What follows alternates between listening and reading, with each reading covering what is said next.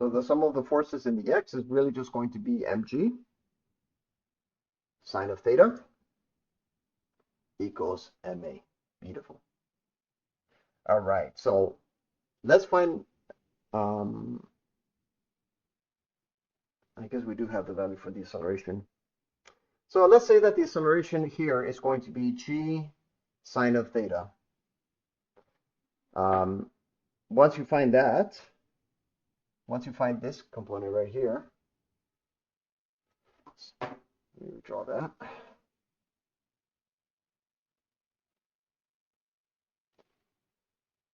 Once you find this value, let's use this specific value to find um, the speed it takes for this thing to travel at the block distance z. I'm going to call it z or d or whatever. In fact, I'm just going to call it d. So, so what I'm going to be doing, folks, is I set up my force diagram, and what I'm going to do is I'm going to find the speed, because that's ultimately what we're going to be looking for this object to travel at a distance d.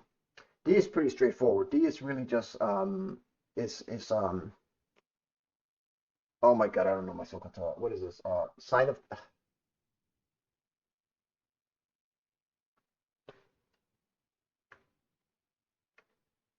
cosecant of theta times h. Well, you guys can figure this out. You guys can use your trig or whatever um, to find that value. But that's the first step. Like the first step is really just to find this, that distance um, d. So in order to do that, folks, let's set this kinematic equation up. So I'm going to set that the initial velocity is 0 if it starts from rest. Um, and I'm going to presume, yeah, it is. Okay. So starting from rest, d, and d varies, but I'm going to have it fixed. It's going to be some initial velocity, d naught. I'm going to call that 0. V naught, I'm going to call also 0. I'm going to call that direction positive, at squared over 2. And whatever that t is, whatever this t is, in fact, we can find that. We're going to find the velocity being the initial velocity, which I'm going to define that to be v naught. V naught is going to be that velocity that's right when it's not the incline anymore. It's going to be a times the time. So 2h cosecant of theta divided by a, square root that thing, equals going to be the time. So in this case, the velocity here, once you put the whole equation together, multiplied by a, you're going to have um, 2ha divided by sine of theta. And I think that's it. And a is specifically the component of gravity, g sine of theta. And this is counterintuitive because I think my setup might be off, but I'm gonna. All right, so let's answer this. And I actually read the part A here, so and this is pretty much the direction I was going anyways. So the acceleration of the block is really just 9.8 meters per second squared divided by sine of theta, which is going to be simply half of that, which is 4.9 meters per second squared. Specifically when the angle is 30 degrees. All right. So for part B, and I'm not sure if this is correct, but if 0.5 is the height, then the velocity that it falls down is simply just 2hg, which I don't think that's correct. So I'm going to double check this. It might be though. I'm going to rework this out. So 3.13 meters per second. There's ways of checking. I don't need to look at the solution. Um, um, but let's find out let's find what that h is. So that's h over sine of theta. So 0.5 divided by sine of theta.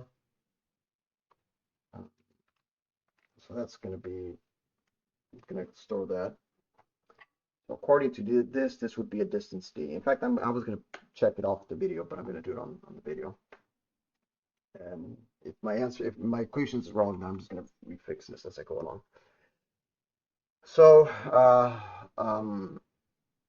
so if this is going to be distance d, which is going to be 0.25 meters, and that's going to be at squared over 2, we're going to multiply this by 2.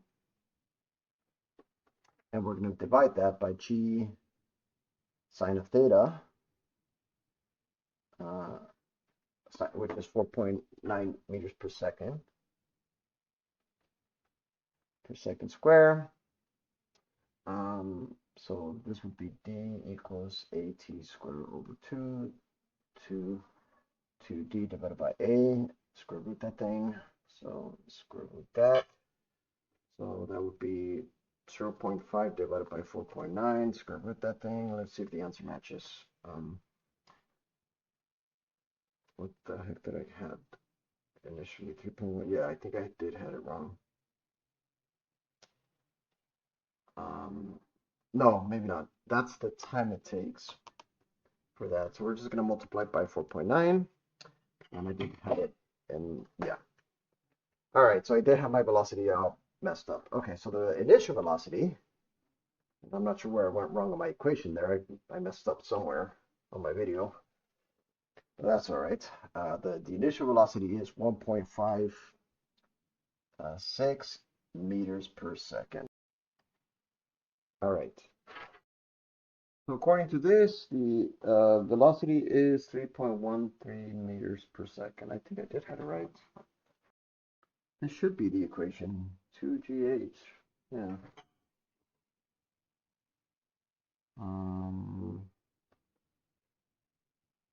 The time. Let me divide that by 4.9 and see if that's the time. I'm going to restore this. So 0.163 seconds. 4.9 times that square. Oh, I forgot to take a half. Oh my god. Oh, no, I might be right. Yeah. 4.9 is the acceleration. Take a half. Times that thing. Yeah, I think this is correct. All right. So the velocity that it leaves the incline is this. All right. So that was really just the hard part. How far from the table would the block hit the floor? All right. So this is just another kinematic equation motion. So the acceleration is going to be 4.9 meters per second squared. The time it takes when it leaves the incline here is specifically the values that I found is going to be 0.64 seconds approximately. So that's going to be the time it takes for it to leave the block. So once you find that, 3.13 meters, and I believe that's right. If the angle is 30 degrees, then that would be mg sine of 30 degrees would be the, which would be, so let me double check this. Mg sine of 30 degrees would be ma, the masses cancel off. So that's definitely 4.9. 4.9 times t squared over 2 would be approximately 1 meter. D sine of theta, d sine of that, whatever that is, would be 0.5. So everything checks out. Okay, so I'm going to presume that this is correct. So at that time is this, once you check everything out, what is the velocity of the block? There you go, that's part E. How far from the table will the block hit the floor? All right, so this is just going to be a basic motion problem. So this is going to be the time it takes for the height to be 0 at h, at some initial velocity h,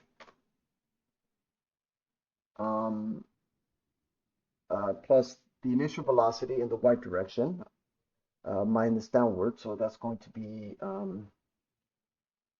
I found the component for the velocity. So this would be 3.3 meters. This would be that. So I'm going to say that this is going to be v, that initial velocity that I found, sine of 30 degrees. Make sure you put that, which is going to be half times the time it takes, minus gravity, which is 4.9, or in this case,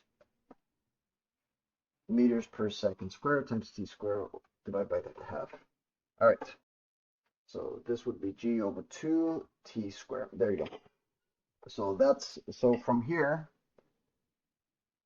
you can find the time it takes and this is generally the time interval it takes to starting at 0 here for the point here to travel a distance r. So once you find that, we're going to take the v naught cosine of 30 degrees, and we're going to solve for this time. We're going to plug it in there, and we're going to just find the time interval for the initial velocity to be half of 3.13 meters per second times the time minus gt squared over 2. We're going to use the quadratic formula. Unless you guys found some other method to solve this, I don't really care. It doesn't really matter in the end. All right, let's solve this. All right, so once you do your whole setup, and I'm not going to solve it for you guys. You guys should know your algebra at this point. So the time here would be, once you use the quadratic formula, and there's methods of solving this. So heck, you don't even have to put this you don't even have to use the quadratic formula, folks. You can just put this on some calculator in some form. Just go to Google or ask the AI or whatever. Well, no, don't ask the AI. So the time here is 0.50 seconds once you run it up. I have the actual value is 0.498 seconds, 888 seconds. So anyways, v cosine of 30 degrees would be 3.13 would be that. 1.565 times root 3 would be the actual result, or you could just put cosine if you're lazy. So this would be 2.7 meters per second. That's the component of the velocity, or the horizontal velocity. And that time specifically to travel the distance r are how far from the table would the object hit the floor? From the table? Is it just r?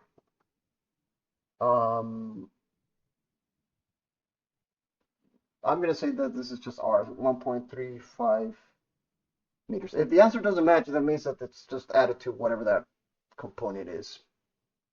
So notice that this is really just the interpretation part more than anything else. Or at least for me it is. It's always the interpretation that I have more struggle than as opposed to the other way around for you guys. So there you go, 1.35 meters. There you go. A, B, C. This way, these are just random. What time interval elapses between when the block is? I knew they were going to ask that. Okay, but thankfully I'm prepared. The time interval is 0.5 seconds. When is that? I'm going to add the other one. I'm going to add the exact value, so it might be a little. I'm going to add that to this. So 0.49 added to that. The whole time interval in the whole thing in between the whole thing here would be 1.14 seconds approximately.